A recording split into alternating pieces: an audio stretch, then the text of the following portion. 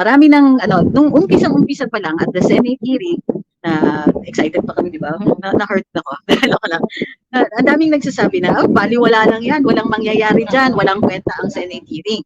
Pero nagsabi talaga kami from the very start. After the first hearing. Yes, first hearing pa lang. Just like everyone, meron din akong doubt nung starting. Mag-hearing si Senator Amy, what's gonna happen? I was actually na-dismissive dun sa hearing kung hindi pa siya nangyayari. Okay. But when it happened, at nakita ko kung paano nilatag ni Senator Amy mga questions, mga I was really surprised that it was really done. And even Nicholas Hoffman recognizes na ang thorough ng naging trabaho dun sa Senate, really, the arguments are compelling and it supports their argument in the ICC pagdating sa mga jurisdictional question. So, after that hearing, I said na magagamit talaga siya. Meron talaga siyang silbi. Kaya nga yung mga iba na nagsasabi na, I understand, meron kayong mga meron kayong mga kanya-kanya yung but let us not be fact resistant. Let us not be fact resistant. What has been done is something that is that is something important para mapauwi si PRRD.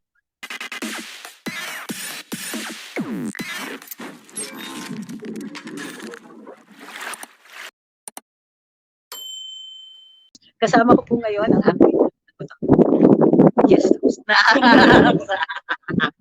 so, ang boxinger, ang guest host. Correct.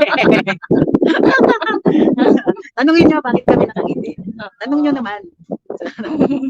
Tanong niyo naman kung bakit natutuwa kami. Bago po ang lahat, kung kakalimutan, like, share, follow, subscribe. Tawagin niyo na lahat ng mga pakikinig. Andito kami. Oy, mag-hi ka. Kasi hindi may isa pang nagmimiron dito, makakilala nyo. Bakit daw kami nakiyaan pa? Pinatulan nyo din kami. Maraming salamat. Pero sagutin muna natin yung tanong kung nasan kami. Baka makilala nyo yung lugar. Vitamin C po muna kami. Kasi may mga pero may specific mission kami dito. Kami mission dito. Working. So, go na. Umilis na Ma'am Saidi. So, Joey, so ano sabi ni Atty. Coman? So, paano muna natin, balikan muna natin yung sinabi ni Nicholas Hoffman, Counsel, ni PRRD sa ICC. May I also say, I have been following the proceedings in the Senate. I've even read the final report. I've seen the thorough work that has been done by Senator Amy Marcos. Mention has been made, the arrest mention has been made, even of the jurisdictional arguments. They are very compelling and they support our arguments as well. Are you saying, sir, that the result of the Senate inquiry actually favors the application of your jurisdictional argument? There are definitely arguments that can be derived from that report and will be used. Reference absolutely made as well. Thank you so much for that, sir. Di ba? Ano yung significance nito? Matagal na po namin sinasabi. Kasi, maraming alam nyo, kami ni Joey, medyo optimistic kasi kami pagdating dito sa kaso ni PRD. At least, with regard to the lack of jurisdiction, owing to the lack of procedural requirements doon sa arrest. What is an arrest? An arrest takes a person who is criminally required to answer to the court. The court acquires jurisdiction over a person through an arrest. Okay. An arrest doesn't mean na ikukulong ka. An arrest means you are brought before the court so that mabasahan ka ng hatol ng charges sa iyo para patungo doon sa inyong paglilitis. So, marami ng nung umpisang-umpisa pa lang at the Senate hearing, excited pa kami, di ba? Na-hurt ako. Ko lang. Ang daming nagsasabi na, baliwala lang yan, walang mangyayari dyan, walang kwenta ang Senate hearing. Pero nagsabi talaga kami from the very start. After the first hearing. Yes, first hearing pa lang. Just like everyone, meron din akong doubt nung starting. Mag-hearing si Senator Amy, what's gonna happen? I was actually na-dismissive dun sa hearing kung hindi pa siya nangyayari. Okay. But when it happened, at nakita ko kung paano nilatag ni Senator Amy mga questions, mga I was really surprised that it was really done. And even Nicholas Hoffman recognizes na ang thorough ng naging trabaho dun sa Senate, really, the arguments are compelling and it supports their argument in the ICC pagdating sa mga jurisdictional question. So, after that hearing, I said na magagamit talaga siya. Meron talaga siyang silbi. Kaya nga yung mga iba na nagsasabi na, I understand, meron kayong mga kanya-kanya yung but let us not be fact resistant. Let us not be fact resistant. What has been done is something that is that is something important para mapauwi si PRRD. So, di ba? I mean, Bakit kayo galit? ba't kayo galit? Ba't kayo galit? I mean, bakit iniiwi pa rin natin yung mga feelings ninyo? Diba? This is not the time for that. This is not the moment para maganyan-ganyan tayo. Now is the time to think about the survival of Inday here in the Philippines and the release of PRRD. Okay. So let us just let's leave some space dun sa mga bagay na makakatulong sa atin at wag nating gawing bida yung ating mga pakiramdam, ating mga feelings, ganyan. Kasi hindi ito yung time para magdesisyon kayo based dun sa galit ninyo. Like I said, ako medyo brutal ako, Attorney Trix, kasi sabi ko nga na ang tawag dito, yung feelings nyo, unfortunately, in this very very crucial time, it has to take a backseat. It has to take a backseat. We have to be rational. Marami akong kakilala, dumudugo yung loob yung gusto nila, but they choose to be rational. And hindi tayo mananalo dito sa laban na ito kung lagi tayong emotional sa doctor. So let's just talk about the case. Okay. Dun sa Senate hearing kasi, maliwanag na ang lumabas ay yung mga pertain to the jurisdictional requirements of the ICC. A valid arrest. Yun nga, di ba, napag-usapan, Section 59, tama ba yan? Tama. Rome statute which pertains to the legality of an arrest, to the requirements of an arrest. So again, ulitin ko, ang purpose po ng arrest is to bring a person to the jurisdiction of the court. So ibig sabihin, pagka jurisdiction ang pinag-uusapan, no jurisdiction, no case. So if may problema po ang pag-acquire ng jurisdiction, in this case, the arrest, it can be questioned and can be voided. Hindi natin sinasabi na swak, di-dismiss na yan ng hukuman. Pero nadagdagan tayo ng bala. So, nag-increase yung nag-increase yung chances natin of winning. So, parang ang issue naman din kasi natin is that we can keep hoping, hindi hope kasi hope is not a strategy. We can keep coming up with things like this. So, it was a good idea. Ang tingin ko, one of the reasons kung bakit na-endorso si Aimee, ni VP Inday, is because she already knew and recognized the value not only of the Senate hearing but of previous pronouncements by Senator Aimee. So, of course, this is not about elections anymore. It is about the value of the Senate hearing. So, sabi ni Italiano Gold, parang si Banat Pai na ego, pinaigilan. Uy, grabe kayo. Okay naman si Banat. Hindi na nga siya Hindi nga masyado. Ano ba ang goal? Sabi ni Ron, mapauwi si PRD at maligtas. Si Sara. Kung Ano ano ang nangyayari para matupad yun, dapat mangyari yun. So, yun na nga. So, again, eyes on the prize. Yun lang naman ang na natin dito. So, again, kasi the other day or yesterday, ang pinag-uusapan natin is sino ba ang pwedeng mag-file ng kaso. Like we said, matagal na natin naman sinasabi, anybody, basta one, may personal knowledge ka, or two, meron kang knowledge via documents. So, yung documents, even if the Senate does not recommend the filing of charges. Kasi nga, committee pa lang yung so far, hindi pa naman tapos ang committee hearings, but it is entirely possible na yung findings ng committee hearings will recommend the filing of charges.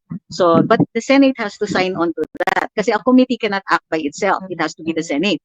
Ngayon, given na si Chis Escudero ang Senate President, posibleng hindi mangyari yon. So, the context is this. In such a case, any person can access the documents, particularly yung transcript ng mga statements and the deliberations, but more importantly of the witnesses, statements of General Torre, Secretary Coying Remulla, Secretary his brother, the other Remulla.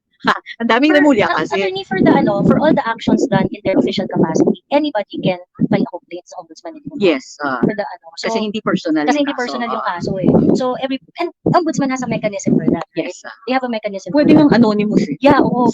Sa ombudsman, there is a mechanism for an anonymous complaint. So that's what I said nung yesterday I posted a Attorney Trix. Sabi ko nga, ang isa pa dun sa maganda na nangyari dun sa hearing na yon, because I think 2 days ago yata na Senator Aimee parang release a statement of the possible charges that may be filed. All the charges that he wants the ombudsman to investigate. Yon. So ngayon, I felt na ang ganda ng move na yon kasi basically inopen niya to rest back season yung correct. Inopen niya for rest back season yung yung hearing. Yung hearing. Yeah. So ibig sabihin, now all of us wanted to do something to help PRRD and things like that, ganyan. Actually, anybody can go to ombudsman and I'm just not so sure kung pwede yung letter. Oo, na parang kasi di ba hindi naman yan magkakaroon ng parang res judicata attorney kasi hindi parang pa court. Hindi pa court yun eh. So, kung maraming marireceive, I mean, that will also compel the ombudsman to take action and with the urgency of the situation kung maraming magko-complain or Correct. maraming Oo. So that is a good for me. That the result of the Committee on Foreign Relations basically opened the rest back season. Okay? Rest back. Parang hunting season, di ba? Correct. Rest back season. Inopen niya yung rest back season for all of us. Ayun. So I was explaining that the other day. So ayun sasabi ko na be rational. And we have limited cards right now. And whatever cards that we have right now, we have to play it intelligently. Ayun. So, eto, sabi ni, medyo trolly siya si Silicon Volcano. Anong pake ng ICC sa hearing, sa PH, may sarili silang justice system. Actually, it's not about the hearing. It's about the evidence that the hearing produces. It's not even a hearing because it's an inquiry in aid of legislation. So, the inquiry has delivered to the Filipino people testimonies. And these are testimonies from direct participants and co-conspirators, such as but not limited to the ILG Secretary, Justice Secretary, PNP Chief, PNP General Torre, and so on. All of these will be required to answer before not just a local court. That's a distinct possibility should the ombudsman gather enough evidence. But it might not be the ombudsman, kasi ordinary crime siya, hindi siya a violation ng Anti-Graft and Corrupt Practices Act, except for Section 3, letter A, Section 3, letter A, persuading another person or that person himself undertaking an act that is contrary to law. To undertake an act that's contrary to law. Ito. Sabi ni Fel, it strengthens the defense counsel's resolve to get an early acquittal of PRD. Great job, Senay. Okay. So, ayan. Sabi ni J6, let's remember that at the pioneering Maisog rally held in Davao, Senay was there chit-chatting with DPISD. Totoo yan. Ay, you will then to us, di ba? Hindi, wala. First rally. Second rally na. Yung sa Taguman doon ako. Ayan, nakita tayo sa stage doon eh. Ay, oo nga pala. Okay. Huwag muna mag-file habang andyan pa si Baying. Gusto ko yung mga nicknames niya. Ang galing. Okay. Pupunta na tayo sa exciting Sino part. ko yung Pansit Canton? Sino yan? Naku, dami ko ng episode dyan. Yung nang kakanton. Yun ang kakanton. Tapos, proud, yun yung kanyang image. Proud yung parang, siya. tawag dito, parang, Kantonera.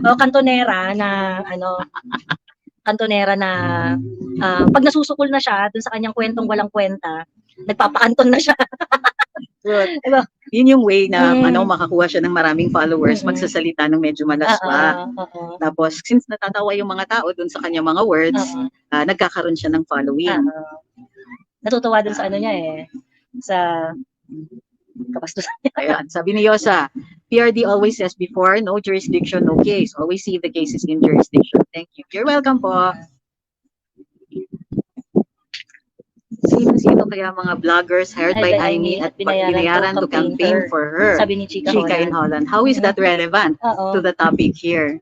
So, parang hindi ko talaga, parang ayaw nyo yata. Sabihin nyo na lang na ayaw ninyong ma-acquit si PRD. Bakit yun ang problema niyo, ma'am? Ewan ko ba, bakit yun ang pinoproblema nila? Just me. So, kung walang pakialam ang ICC, bakit pinakidnap ng gobyerno si PRRD? O nga naman.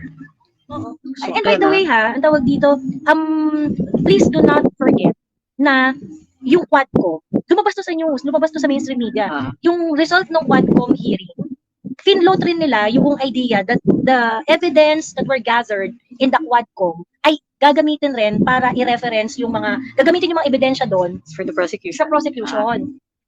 So, kaya, kung I said this in my live, several times, na kaya ang tingin ko dun sa hearing ni Senator Aimee is something that is really very important. Dahil nagpalabasan ng statement na ganun sila, although sila konti naman, hindi naman talaga sila officially kasama dun sa proseso ng ICC. But that was, yun naman sinasabi nila, those were their statement saying na yung resulta ng Quadcom, yung mga evidence na nakuha dun sa Quadcom ay gagamitin nila sa ICC din. Ganon. So, you review it, balikan ninyo yung mga balita na yan. O, diba? May pansalag pala. So, actual pala yun. Okay. Halata naman. Baka si Canton yan, Kasi si Canton yung pinakagalit eh. Dun sa ano.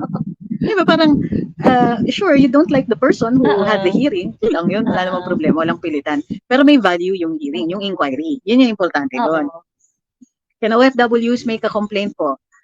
Kung pwede through an anonymous complaint or a request for investigation. Sulat po yun. Magsulat kayo sa ombudsman, i-attach niyo yung records and ask for the investigation. Kasi kung letter requesting investigation, hindi pa yan case. That's not even a probable cause hearing. So it just initiates, it requests the ombudsman to start an investigation. So pwede po yan.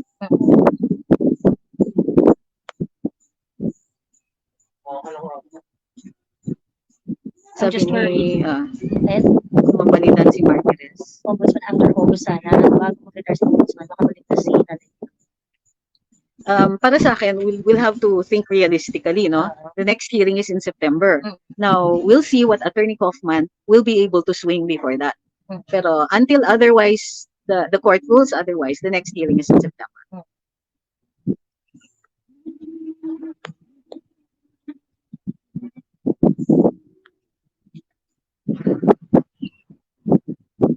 Anong mamahagi? Hi, Ma'am Liza Jane. Thank you, Lord. Wow, congrats. Sana mamahagi naman kayo. Mamahagi po ng taba, kasi inyo na po yung taba. Hi.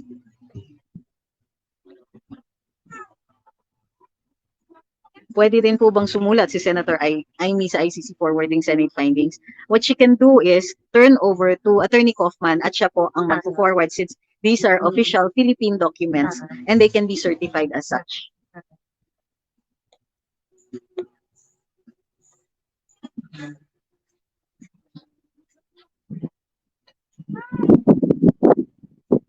Paano na po si Ombudsman Martires kasi matatapos na po ang term niya? Well, then I suppose we'll have to do it earlier. Hindi pa rin po kasi tapos yung Senate inquiry eh. Wala pa yung dun sa piloto at sa eroplano.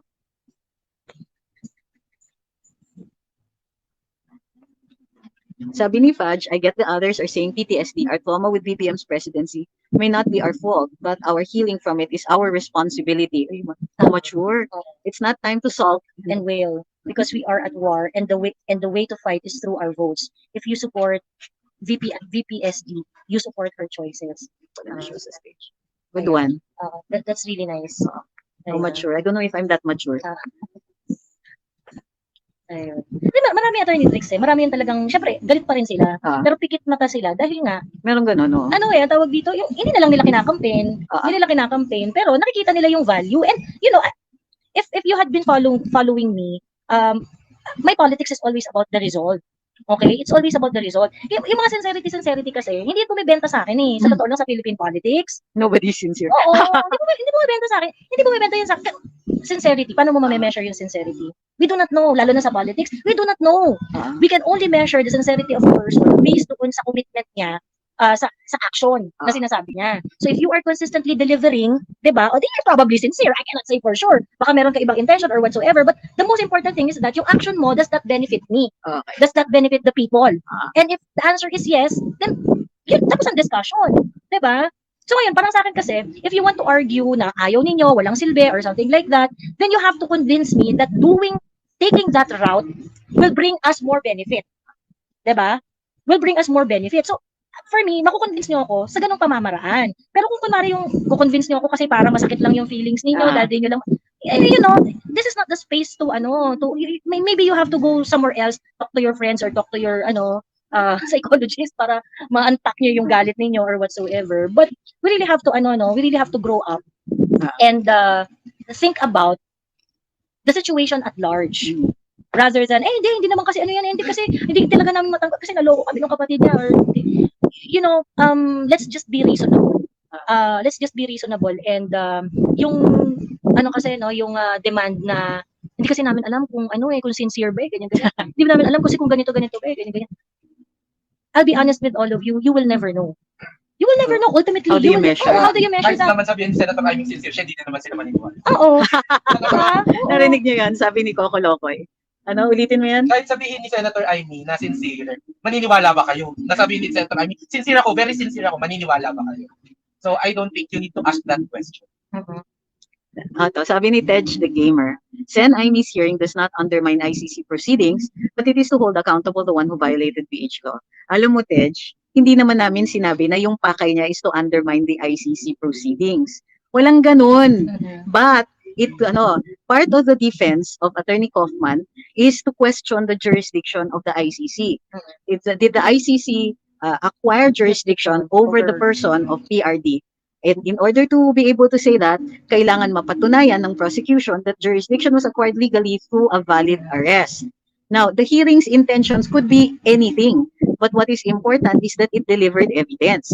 I don't think anybody was really expecting General Torre to screw up that badly, but he did. And he incriminated himself, claiming na kaya nagmamadali siya. He was complying daw with the requirements of Article 125 of the Revised Penal Code, which says that you can hold only a person only for about up to 48 hours, and then you have to charge him. So yun daw ang hinahabol nila, 12 to 48 hours. But as also revealed in the same hearing, if there is a warrant, that article does not apply. So all of these, the statements of General Torre, etc., regardless of the intent of the Senate hearing, has delivered to us evidence that could be used. And as Attorney Kaufman asserted, he will use it to bolster the defense of lack of jurisdiction.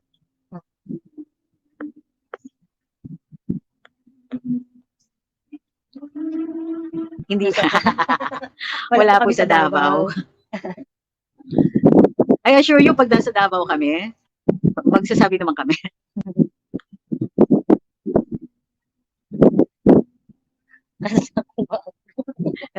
Wag din daw bigyan ng engagement si Gabi. Bigyan natin ng gusto niya yan di ba? Gusto niya yan Tawagin na lang palagi na Canton, sabi ni Ma'am Zaide. Oo, Canton na naman. Oo. Ayun. Sino yung sabi ni Marimaraw? Tumaba na si Joey. Tumaba. Grabe. Hindi, wait lang. Incorrect. Kasi yung hawak kasi ni Attorney Trixie ng Saka lighting. Tira mo ang gulo yan Okay, sige. See? Oo. It's the angle. Kumbaga, yan yung defense. Hindi parang mataba pa rin talaga. Ito yung prosecution. Tapos, yan yung defense. Okay? Okay, naintindihan niyo na kung bakit. Grabe kayo. Makataba, oo. Yung nakikain ng spaghetti at wala man lang ambag. Si Canton. Grabe kayo. Utusan pa kami kung anong dapat gawin. Wala namang ambag. Diyos ko. Ang basahin niyo po yung kay Alvin. Ano bang full name? Si Alvin and Tourism. And Tourism. Well, actually, di ko alam kung sino kausap niya doon. Pero sa tono, Oo. sa tono at mga words na ginamit, ayun. Sinabi na po ni Joey sa akin yung message niyo. Diyan Ma'am sabihin mo Marie. kay attorney, message ko sa iyo about Cantonera. Cantonera. Ay, Cantonera. Ayun. Nakita, kasi nga, feeling bida to, punta doon, ganyan. Ang daming nakakakilala siya doon na follower mo, ganyan, nakita siya doon. Di syempre, yung behavior niya doon, at saka yung tinitake note ng mga tao, alam yung issue, ikaw Cantonera, huwag kang tatanga-tanga. Diyos ko, alam mo, sa totoo lang, hindi mo ako madadaan sa plausible deniability. Correct. Diyos ko, tigilan mo ako, Cantonera ka forever.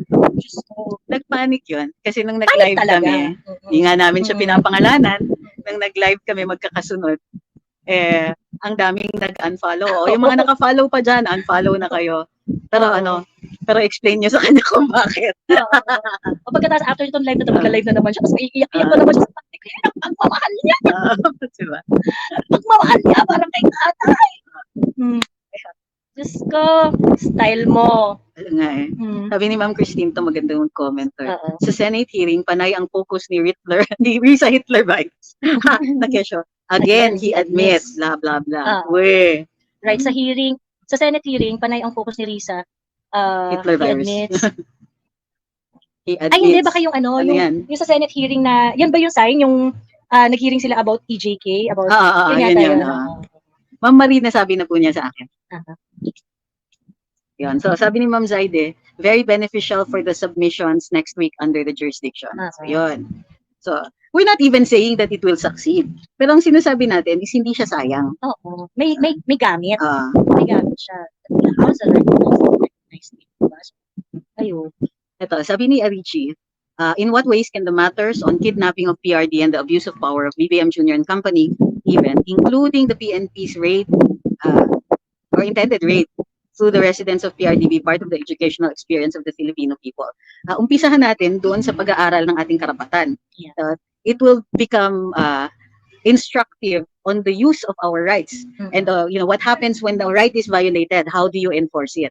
So makikita yan because definitely, ano yung sabi ni Congressman Pulong? We are taking note. We are documenting, which implies a pending case. Ay, mali. Yan. Paano po yung nasa ICC pa din si PRD tapos manalo siya sa Davao? Ano po mangyayari? He can be actually, wala pa akong nakikitang nangyari na in absentia yung tao tapos na-proclaim. Except noon yata, sino ba? Si Halosos? Hindi, may mga napoproclaim na ano, yung nakakulong. O, detention si Halosos. So, So, pwede siyang i-proclaim. Oo. Pero, in order to dispense his function, since he's unable to do that, the vice mayor will take over.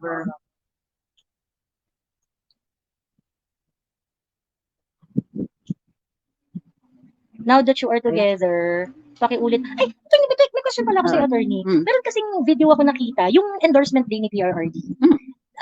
Di ba, dumating ka noon, lunchtime na. Yeah. So, hindi mo nakita yung taasan ng Yung kay kamay. Amy. Oo. Pero they told me Oo. that she was there early. Oo. Tapos meron akong video na nakita na magkakasama kayo. Si Doc Ethel, ikaw, tapos there's another person, tapos si Inday, PRRD, Senator Amy, tapos there's another woman, Congressman Bebot Alvarez, Ano si to? Sa Davao yan? Bongo, Robin Padilla. No, ano to yung Ay, dun sa ano? Sa ano? PDP yan. Sa Oo. PDP event yan. na after nung After, nung yeah. taasan ng kamay.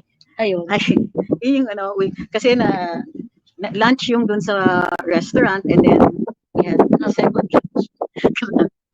Yun yung nagdatingan pa yung mga tao. They're taking pictures of PRD dun sa store windows or windows ng restaurant. Tapos later on, nung magagabi na, sabi ni PRD, lipat ng venue. So he was going to meet then with other members of PDP. So, And yeah. that's also the day where he raised the hands of some local candidates. Yeah. Local candidates. Local and and national. Yun rin yung same day na tinaas ni PRRD yung kamay ni Attorney Vic Rodriguez at saka ni Attorney ni Congressman Marcoleta. Yes. So, Andun ako nung si Pong Marcoleta. ayun. So, kaya ngayong sinasabi na in-endorse ni PRRD si Senator Amy, apparently, kasabayan siyang in-endorse ng mga independent candidate na senator. Kasi yung sa PDP, may event sila na separate nun eh. Yung Yes. parang nag-shoot pa sila ng video na naka-jacket. Parang dun yung sabay-sabay na tinaas ni PRRD yung kamay ng mga PDP na. Yes. Yung original na PDP. Oh, si Robin yun eh. Yeah. Ayun. So yun. Pag defective ang procedures, hindi papasa sa ICC yan. Dahil sensitive ang international community sa legal process na hindi nag-adhere sa endorsements, mahigpit ang admissibility test ng ICC, sabi ni Ma'am Jose. So yun lang naman ang inaano natin. Sabi ni Ma'am Sharon, kaya pala tuwang-tuwa sila every time nagsasalita si Tatay Diggs during hearings kasi naka-record at ngayon ginagamit niya as evidence na. Okay. Ito yung sa House or even dun sa Senate. Ganito yan Kung papansinin niyo in both the Senate and House proceedings, contradictory yung ibang statements ni PRD. Kaya nung nung nag-nominate siya kay Sir Greg at saka kay Colonel Ariel din, parang contradictory siya because PRD does that. Now, during the Senate and in the House, lalo na super frustrated si Senator Risa, di ba? Sa kanya na he would say one thing, tapos he would contradict himself and say, hindi ganon. So, what this means is he's controverting a previous statement. Okay? Para, kunwari, sabihin niya, dun sa House, he said one thing, then he'd say another. So, ang gusto ng congressman, i-submit yung mga statements niya na incriminatory daw to the ICC. Pero when you submit a statement like that, you will also be required to submit the context. Meaning, hindi mo pwedeng kumuha lang ng isang portion. You have to submit the whole hearing or the whole context of what he said. So, if he contradicts himself, that evidence is what we call controverted. Meaning, mas mababa na yung value kasi may denial na rin siya. Sa church ko,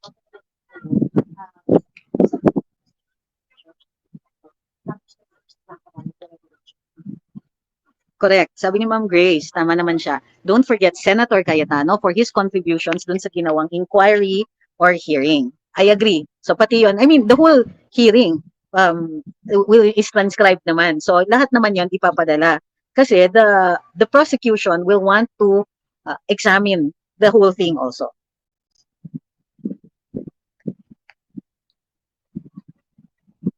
Sabi ni Gerald, eto maganda to. Paano po kapag hindi pirmahan ni Senator Cheese at kontrahin niya findings ni Amy?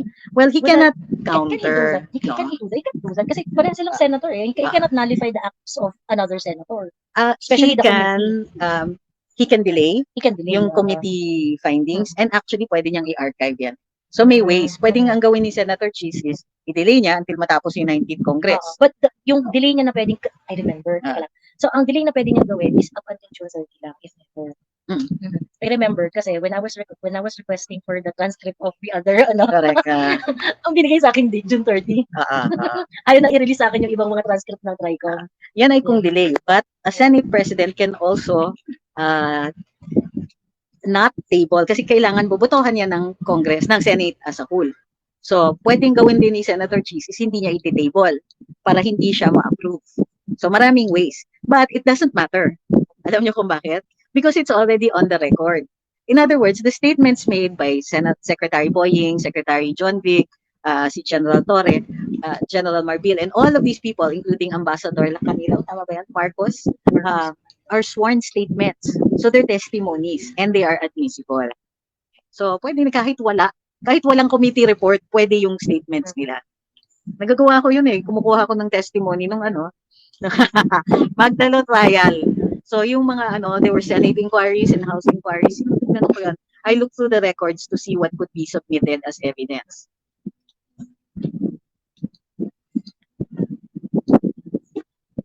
Sabi ni Tej, I think merong hinihintay si Attorney Kaufman kasi ayaw nila mag-file ng interim release. Baka tina-timing nila. Tsaka ayaw din nila i-question yung jurisdiction. Parang may something. It might be na, okay, hindi nila kini-question at this point. Kasi hindi pa nagta-trial. It's pre-trial stage pa lang. Baka naman, they will bring it up during the trial. So, pwede rin ganun. I hope di biglang mawala Ang piloto. ang piloto.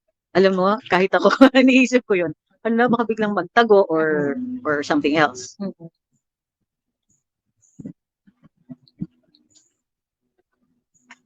Hi kay Alan. Ganda niyo talagang pakinggan magsamang dalawa. Mas maaga pa, wala pang barya. Barya lang po sa umaga. Kahit si gabi. Pwede. Valid naman ang feelings. Ang Pero wag feelings, sana nagrarant ng nega sa comments. That reflects badly on Inday. Mas madedepend pa si Amy. Pag Pag tinitira siya ng super in moderation. Yeah, I agree. Yeah. Kaya sinasabi ko na parang you have to really you have to really think about this na yung galit ninyo, like for example, traidor, ay hindi, yung ganyan, ay hard sell, yung mga ganon. Yung mga May ganon? May mga ganon comment eh. Okay. Yung mga fool me once, fool me twice, yung mga ganyan-ganyan na comment.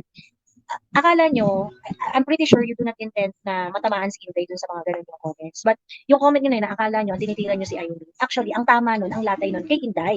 Because you make her look like she's an idiot. For recommending. Na mag-endorse ng traidor, na mag-endorse ng niloko na ng twice over, yung mga ganon. Tawag dito, oo, nasaktan ka, pero mag-isip-isip ka rin. Kasi nga, nagiging yung ang daming ligaw na bala nung ganong klaseng kasi hindi natatamaan. Ayan. Ay, hindi siya nakakatulong sa cause natin.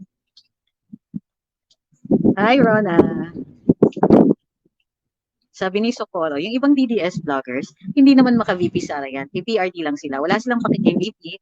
Respect na lang sana. Kung ayaw kay Sen Amy, edi huwag ibuto, huwag na lang manira. Yun nga, kaya nga nire-reiterate ko na that's our difference. Because while I love PRRD, I also want Inday to lead me. So ngayon, kung hindi yung pangniwalaan si Inday Sara, di klaro tayo, kahit mas klaras tayo. Diba? So, diba, kung ayaw niya, di wag niyo kayo pinipilit. Now, if you cannot trust Inday dahil hindi ko siya pinaniniwalaan, then there's no point in arguing with me. Diba? Kasi hindi tayo magkikita talaga sa mata kung hindi ko pinagkakatiwalaan si Inday. Yun, ang problema, PRRD is not here. Diba? PRRD is not here. And even if PRRD is here, hindi naman siya, wala naman siya sa national stage. Hindi naman siya tatakbo sa national position. So, yun lang. So, parang sa akin, hindi ko talaga magets yung gano'n na, respect na lang. Respect pala di dapat respect yung choice namin. Na ang choice namin, paniwalaan si Inday. Diba? At suportahan siya. Ang malala, yung yung mga nagsasabi pa na na para naman kayong pinipilit nyo naman kami. Ano kumikilit sa inyo? I-explain Oo. lang tayo dito. Okay, Leila. Oo. Ang sabihin nyo, wala kayong sagot. Kaya nang Oo. feeling ninyo, napapressure kayo kasi Oo. wala kayong maisagot. Yung isa pa yung parang, Ah. gini-guilt trip nyo kami, ganyan-ganyan. Well, bakit ka Bakit ka mag-guilty kung feeling mo, tama yung decision mo, di ba? Hmm. Bakit ka mag-guilty? Pinapaliwanag lang sa inyo kung paano napunta doon sa desisyon na yun. Correct. So ngayon, kung it's just that, feeling nyo kasi nagme-make sense. Kaya nagigilty kayo kasi nagme-make Kasi tama sense eh. yung process. Diba? Yun lang naman yun. Wala namang pumipilit sa inyo. Yung sincerity nga ng nanliligaw daw ka-sure kung totoo. Di ka-sure kung totoo. Malaman pa yan tatlo kayong nililigawan na sabay-sabay. Correct. Oo. Correct. Oo. O, diba? Baka nga hindi naligaw Oo. yung sa iba eh. Yun yung those are the things I find really unreasonable. Yung parang, hindi, kasi gusto namin malaman kung sincere siya. Hindi, guys, hindi nyo gagawing asawa si Senator Ivy. Pinataas Hindi nyo siya ni gagawing Ryder, life partner. Hindi nyo siya pakakasalan. Okay? You just need to realize yung political value niya doon sa ating cause. Okay? So, you do not have to put it in your personal space pagkatapos magde-decide kayo from that point of view. Because if you're going to do that, it's gonna be really, really problematic. Ang di ko maintindihan kasi, kay PRRD na naiintindihan nyo yung kamitan. Hindi, kasi PRRD ginamit niya si Bantag. Ibig sabihin ba, very sincere si Bantag, sobrang bait niya or anything. Hindi. PRRD is just using Bantag because si Bantag ang makakagawa ng result. So ngayon, yung sincerity, yes, yung sincerity, pwedeng kimkimin nyo yan, pwedeng sabihin nyo, pero ihiwalay nyo yung nararamdaman nyo na sincerity, totoo ba to, doon sa kayang gawin ng tao. Okay, ihiwalay lang, compartmentalize. So pwede kayong mag-ask na ito dapat gawin, ito yung gusto kong gawin. Pero ang tanong, kung para sa inyo mangga si Senator Ivy, di manggahin nyo din. Ano naman ang politika si PRRD nga mangga din eh, di ba? Correct. So, tsaka huwag kayong maghahanap ng sincerity sa mga politiko. Ano ba? Para kang pumunta sa sorry, I can't use the word. Tapos you're expecting yung mga Ako na. Ganito, parang kang pumunta sa pukpokan, tapos naghahanap ka ng virgin. Ayun. Ganon. Ayan. Hello, di ba? That's exactly what I was trying to say. Kaya lang. Doon kayo kay Canton kung naghahanap kayo ng virgin pero hindi. Yung mga nanloloko yung tawag nila, patawag dyan. To be anti-mangga or not being emotional, we have a rational. Okay, provide your rational reason. 0773488. Game. Provide your rational. What's your rational reason? Paulit na lang po, hindi namin nabasa. Ayun. Para sa akin, Duterte na lang, okay na yon period, sabi ni DWAJ Vlog. Okay. Ang problema nga nakikita ng Duterte, which is Inday, na kailangan niya si Senator Ivy. So, sa amin naman, we want to help Inday. Kasi kung hindi si Inday, sino? Ako sa totoo lang because of the prime water issue, I'm having really a difficult time na suportahan si Camille. I mean, I am not even campaigning for Camille. Kasi parang I'm pretty sure, I'm just going to be very blunt about it. I'm pretty sure Inday considered Camille and endorsed Camille because of the machinery that is associated. Because of the machinery associated to Camille. Ganon. Hindi ko talaga gusto yung prime water issue is something that is very personal for me. Kasi tubig yan basic human rights yan Dapat maayos dapat yung servisyo niyan However, hindi porket iboboto ka siya ngayon, ibig sabihin, I am letting her off the hook. When it comes to prime water. When it comes to prime water, ganyan. Sa akin parang, magtutuos pa rin tayo sa prime water. Magtutuos pa rin tayo dyan, pero Bex, malalayang issue na yan. Diba? Malalayang issue na yan. So, yun. Ako matagal na yung tubig na issue na in Carambola, alam niyo naman na yung tubig issue ko yan ever since. Hi, Sir Maxi. Sir Maxi kasi is in San Francisco. So, this is Joey. She has a vlog called Joie de Vivre. Joie de Vivre. Every other day. Okay. Tapos, this is Miko. His vlog is Coco Loco.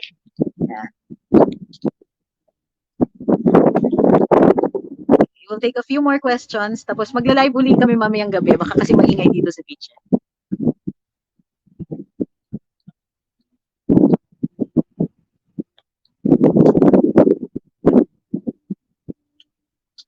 Sabi ni Issue Karon, malaking tulong ang Senate hearing ni Sen. Aimee, lalo na if makasuhan ang mga nabanggit kasi pwede yan gamitin ng Legal House at PRD 2% sa ICC na may Manila na PRD. Yes. Thank you for putting it so nicely talaga. Maliwanag. Medyo nalulungkot ako. Nalulungkot ka? Sino? Pero hindi na, tapos na kasi yung part ni na, ano, so yung piloto na ang next. Sabi ni Fudge, thank you Ate Joey and Tio kasi hindi si Tio yan, si Coco Loco yan. Si Tio nasa Davao nagbabantay ng Nagbabantay ng Oh my God. So ulit. Pabor yun.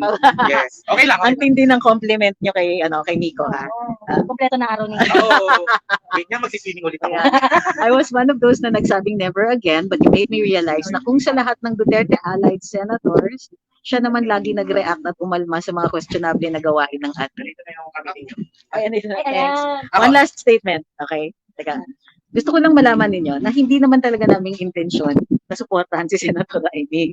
Sa totoo lang, di ba ilang beses ko na sinabi na, alam nyo, kapatid yan eh. Yeah. And up to now, kapatid pa rin. Pero that factor had been taken into consideration by Inday.